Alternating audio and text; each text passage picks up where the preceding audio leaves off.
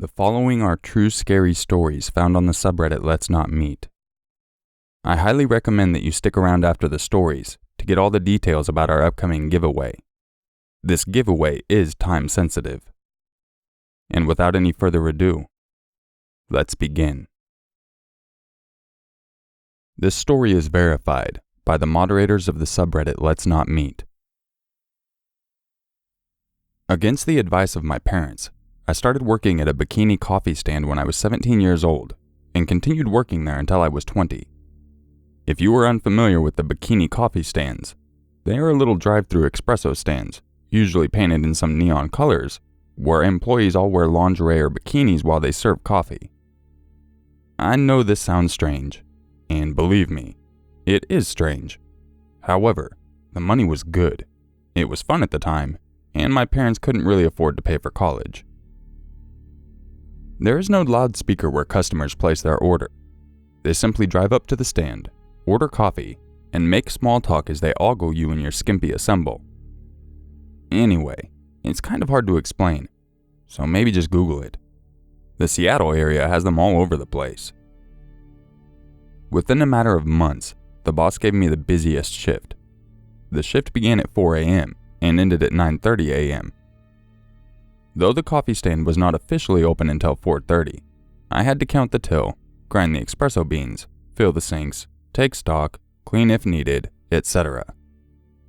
The coffee stand was situated in the corner of a large parking lot, sharing the enormous parking lot with the other retailer.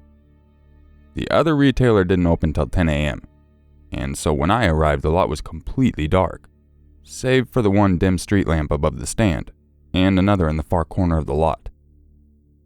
I pulled up to the stand as I normally did, only this time it was my first shift alone. Normally, I would work with another girl, as the shift would get far too busy for just one person.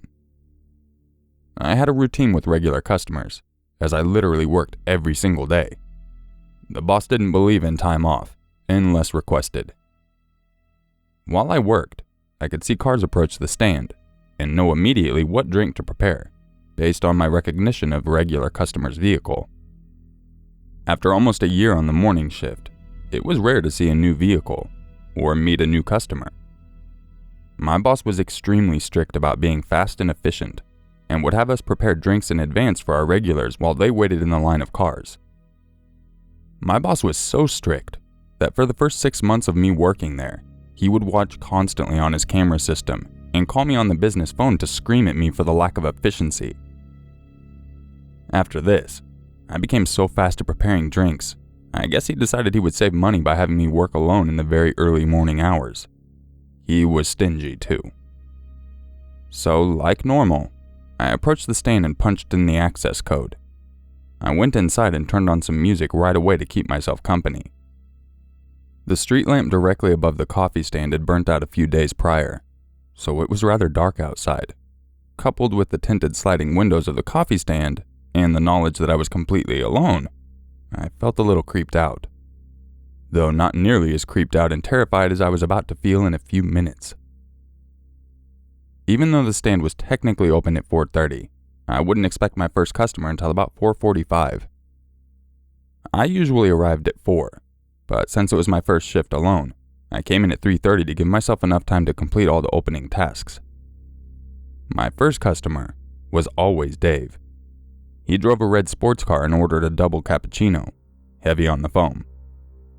He worked for the local Boeing plant and would brag about his high-ranking job in between awkward remarks about my body.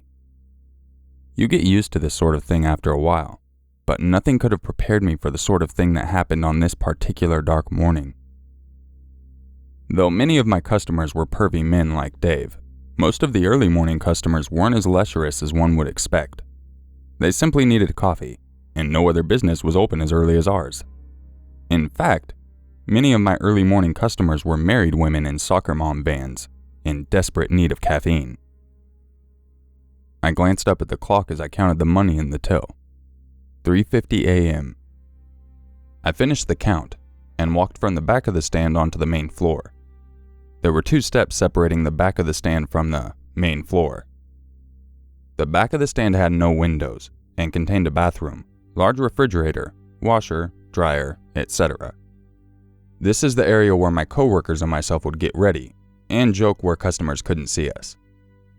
As soon as we walked onto the main floor, where customers could see us, uniform was required, meaning lingerie or a bikini, as well as heels. That morning I was wearing a matching pink lingerie set with knit stockings. The lingerie fully covered my breast and buttocks, and provided more coverage than a typical bikini you would see at the beach. I counted all of the syrup bottles, opened the fridge and take stock inside, turned on the espresso grinder, and robotically poured in a bag of espresso beans. I started filling up the large commercial sink with soapy water. Music played softly on the stereo. Then I heard it. Over the noise of the faucet, coffee grinder, and the music. I wasn't sure I heard anything at first, so I just ignored it. Then I heard it again. Someone was tapping on the sliding glass window of the stand. I wiped off my wet hands and grabbed my cell phone. 4:15 a.m. We weren't open for another 15 minutes. I checked the light switches to make sure I didn't accidentally flip on the open sign. Along with an open sign, the stand had equipped a bright floodlight to illuminate the presence of the stand. Due to the sheer darkness that morning, I had contemplated turning on the floodlights when I first arrived, but it was strictly forbidden to do so until the stand was open. Without the floodlights on, and through the tinted glass, I could not see who was on the other side. I stood there, staring at the window. Maybe it's Dave, I rationalized to myself. I could hear my heart thumping in my ears. The tapping had definitely grown louder. I picked up the business phone and punched in my boss's number. He had an extensive camera system, complete with night vision, and could see in real time both inside and outside of the stand. At the very least, he could tell me who was outside. The phone rang and rang. No answer. I flipped on the floodlights. I walked over to the window and saw the man, now illuminated by the bright lights. His head was pressed up against the glass, hands cupped around his eyes as he tried to see in. I jumped back. Hi, can I get some coffee? We don't open for another 15 minutes. My boss will be mad if I open early. Oh, well, I can wait. The man then walked away from the window and stepped into a small black Honda. I continued my opening duties, warily eyeing the black Honda. At this time, I felt a false sense of security, lulled into the daily routine of my shift. However, this was different. At 4:30, I dutifully turned on the open sign and watched as the man in the black Honda drove up to the window. He was wearing a red baseball cap, a thermal shirt, and plaid pajama pants. I opened the sliding window. Hi, sorry about that. What can I get for you this morning? I said, trying to sound as normal as possible. The man looked at me for what felt like an eternity. What I want doesn't appear to be on the menu, he said, not looking up from my crotch. Okay, so I know what you're thinking. What did I expect working in this profession? Gentlemen? I brushed his comment aside with a laugh. We have a fantastic white chocolate mocha. I looked around frantically. Where the hell was my usual morning guy, Dave? I silently prayed another customer would pull up behind this guy.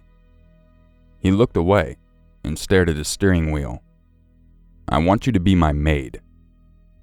Excuse me? I said, not sure if I heard him correctly. I want you to be my maid. I want you to come over to my house wearing a maid costume with nothing underneath.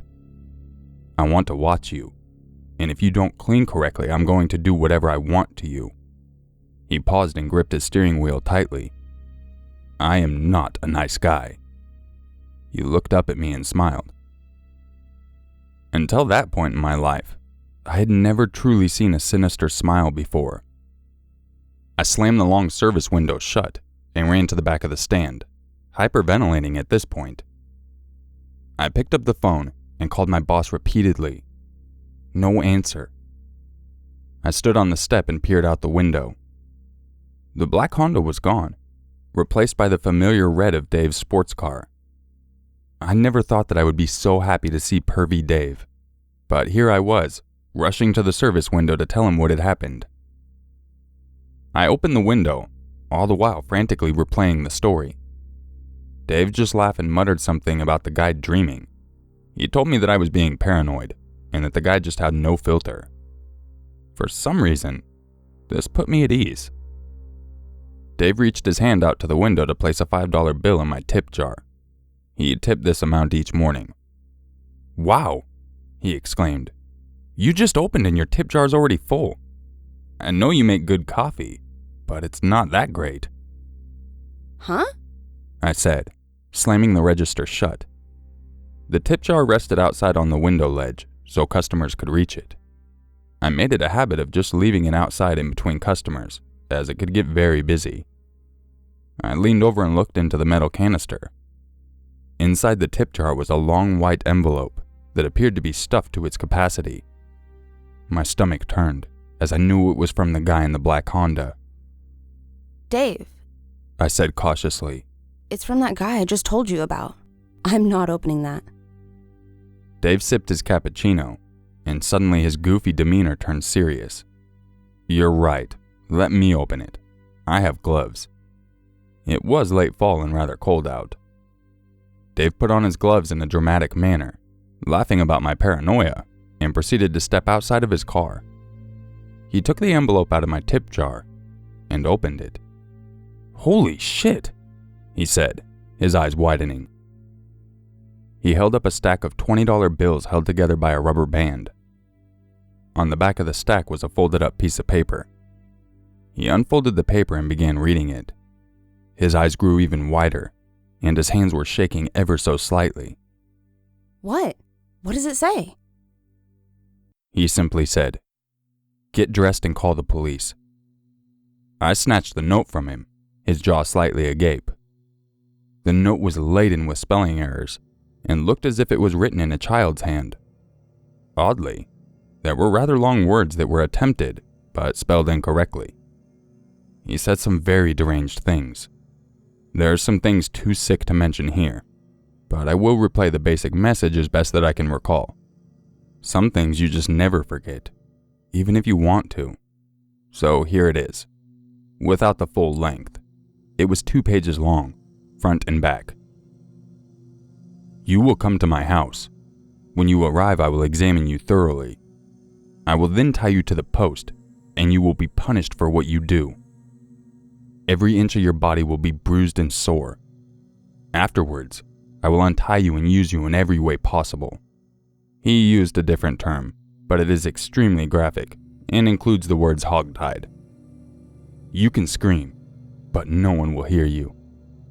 This is your first payment. Upon reading this note and taking this money, you agree to follow through. If you do not follow through, you are a stealing, lying whore, and you will be punished more severely than if you had cooperated in the initial agreement. You will clean every inch of my house. There will be no mistakes, or there will be punishments to follow." I got dressed and called the police and my boss, who finally answered. The police arrived, and I went to the station to explain in detail what had happened. I handed them the note, along with the money for evidence. The female police officer, who appeared to be in charge, nonchalantly told me that I should probably quit my job, that this behavior was expected from customers. I told her that I had never experienced anything like this before. My boss reviewed the outside videotape footage. The footage showed a man standing outside of the coffee stand window just staring inside. Occasionally, it showed him leaning his hands into the glass and cupping his hands around his eyes for a better view. It also showed him rubbing his crotch. Apparently, he had been standing outside the window since 3:40 a.m., 10 minutes after my initial arrival. At one point, it showed him go back into his car, only to re-emerge several minutes later and finally tap on the window. I was shocked to realize that the man had watched me for almost a full hour without my knowledge. I felt stupid, but most of all, scared. The footage also revealed that the man had his license plate covered with what appeared to be white paper. After reviewing the footage and the note, the police decided that the man posed a potential threat and that his behavior was not normal. Duh. They sent an undercover cop with me back to the stand. I was shocked that they wanted me to go right back to work, not even 2 hours after the incident. The cop sat outside in an SUV while I worked. The plan was this. If the man drove through again, I was to flick the open sign on and off to alert him of the man's presence. I worked, serving all my regular customers, and trying my best to pretend like nothing happened. I was told not to recall this incident to any of my coworkers or customers that morning, in case they knew the man and warned him of police involvement. The man did not return that day, but he did return. Little did I know, this day was only the beginning of a year-long nightmare. I know this reads like a work of fiction, but every single word of it is true. This is the first time I'm fully retelling this to anyone other than the police, my former boss, my past coworkers, and my ex-boyfriend. So please be nice.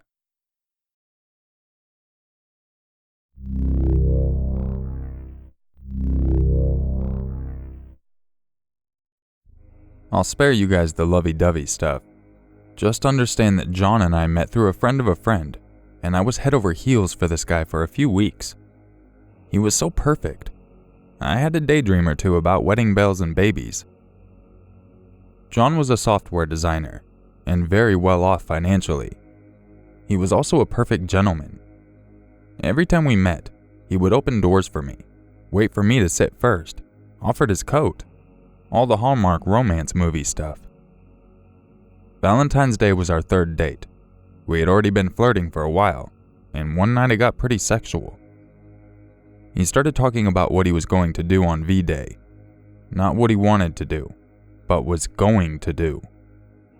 I stopped him and told him I wasn't ready for that yet, and explained it was really rude of him to just assume that kind of thing, especially that we've only had 2 very short dates prior to this. He apologized, and promised he understood. No sex on V-Day, he said, and said he was okay with that. Valentine's Day. He picks me up, and as we're sitting in the car, he tells me to close my eyes. I hear him get out of the car, get into the trunk and fumble around. He came back and told me to open my eyes. He was holding 18 long-stem red roses and a 2-foot Chewbacca plush. I squealed. I'm a huge Star Wars nerd. He tells me to open Chewie's satchel. Inside was a box from K Jewelers. It was a lightsaber pendant. I thanked him, thinking it was only a $30 necklace or something. K's didn't even register with me until later. He took me to a fancy steakhouse, the kind where no prices were on the menu. He ordered wine. We ate and had a pretty nice meal. I was ready to go, but he wanted to stay for a second glass of wine. He called the waiter over and ordered a bottle, not a glass. I gave him a funny look. He just smiled and poured me and him a glass. After I finished my glass, I was fuzzy-headed and done. I know my limits. Have another, he said, and poured. I politely declined, but he insisted, saying he already paid for the bottle. Don't let a $75 bottle go to waste. I politely declined again. He kept nagging. By now it caught the waiter's attention, and he came over, asked if everything was okay. John said it was fine, and kinda shooed him away. The waiter looked at me and gave me a kinda concerned look and said, "We can send the bottle home with you guys if you'd like. We have bags that make it legal to transport. I'll go get one." He took off before John could speak and promptly came back. And as John was starting to protest, the waiter had already sealed the bag, smiled at me, and wished us a good evening. Looking back, the waiter knew exactly what John was doing and came to my rescue. But in that state, I was just in the moment and just shrugged it off. We drove around for a bit, and John pulls into a fancy pants hotel, the kind with valet drivers. I asked what he was doing there, and John said he had a surprise for me. I instantly sobered up and started secretly texting my friend from under my purse. As I'm doing this, I told John I wasn't going into a hotel room with him, that he promised, and I wanted to go home. He argued a bit. I tried to get out of the car, and he pulled my door shut. He apologized, said it wasn't a sex surprise, but told me I was right. The hotel room was too far, and he can understand where the idea came from, and promptly drove me home. I felt pretty bad the rest of the night, wondering what the actual surprise was, how much trouble he went through. How could I make it up to him for spoiling the evening? The next day comes, but we decide to stay in and watch some movies. One thing led to another, and he ended up staying the night.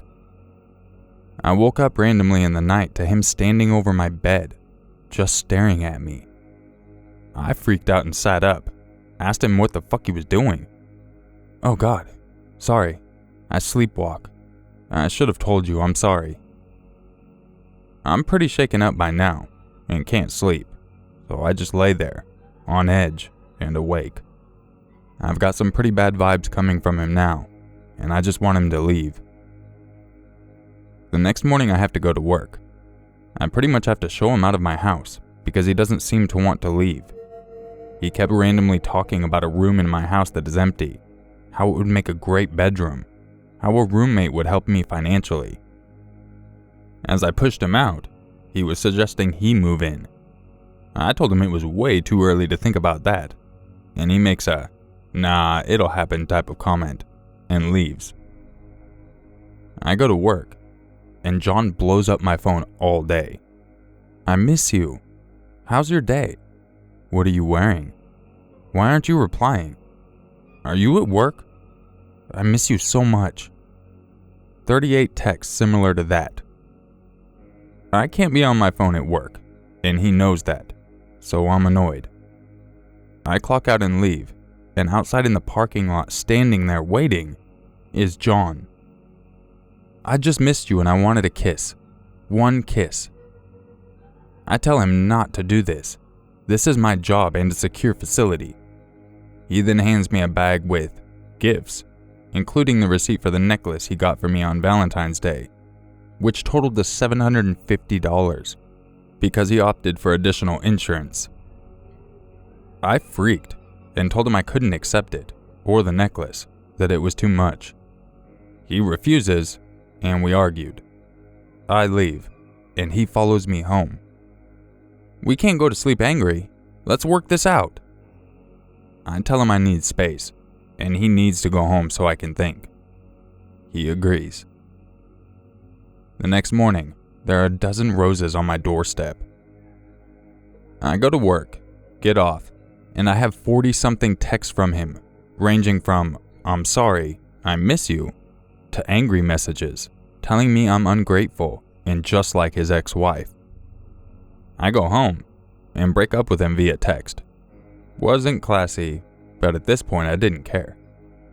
He called me, screamed how I couldn't break up with him over text, and that I had to do it in person. 10 minutes later he was outside, refusing to leave until I came out. My roommate was standing just inside the door, as a protector. John was sobbing, like snot down your face crying, handed me a bunch of gifts, roses, video games, Star Wars stuff, Doctor Who stuff. It was insane. Really. I refused. He refuses to leave until I accept them. So I do, and convince him to take the necklace back, just to make me feel a little less trashy. Then he finally leaves. I see him drive by my house a few times. Once I know I saw him at work. I tried to ignore it, but informed my job and family and friends what was going on. Months go by, and I just start seeing a new guy. New guy comes over, and we're hanging out on my porch, drinking and laughing. John messages me, "So you'll drink with the Neanderthal but not me. Whore."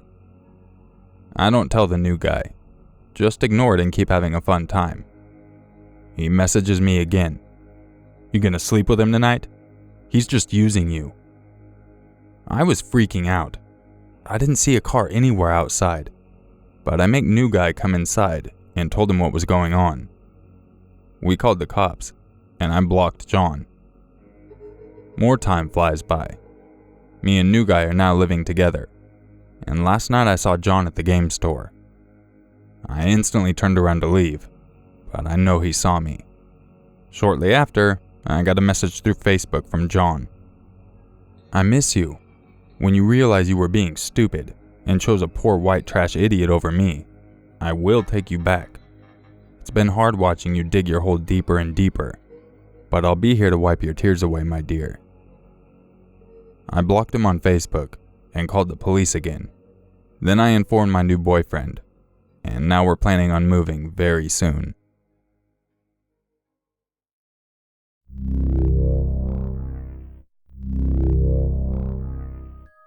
So it's that time of year again for another giveaway. Fortunately this year, Munio, a self-defense product, were kind enough to donate 50 of their units for a giveaway. I do want to point out that this is not a paid advertisement. I actually reached out to them because my wife has had this product for about a year, and I thought it would be a perfect fit for the channel. I reached out to them because I really think it's a great product. Not only can you take it through airport security, but it's legal anywhere in the United States. Outside of the United States, you might want to look into your own specific laws, but as far as we know, a lot of places do accept it. The awesome thing about this is it's very compact and very light, and also has a wicked tip so that way it focuses all your energy on that one point when striking something, or someone. You're going to see here me smacking some stuff around, and I didn't take it easy. In fact, I actually tried to break some of the things. It did say it was made out of a nearly indestructible material, and I can vouch for that. After all the beating and everything I did, it looked exactly the same. Now I'm just going to show you a couple of the techniques on how to use it. If you have any questions, or want to learn more details about it, I highly recommend you go check out their website at munioselfdefense.com. I'll also have a link in the description. Once again, I want to give a huge thank you to Munio for donating these products for our giveaway.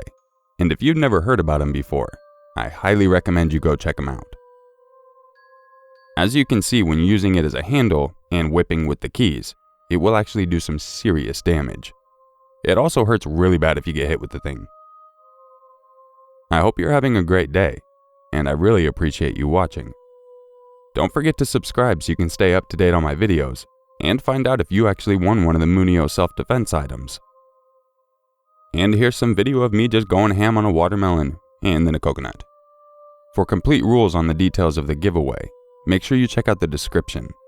This contest will be restricted to US residents only.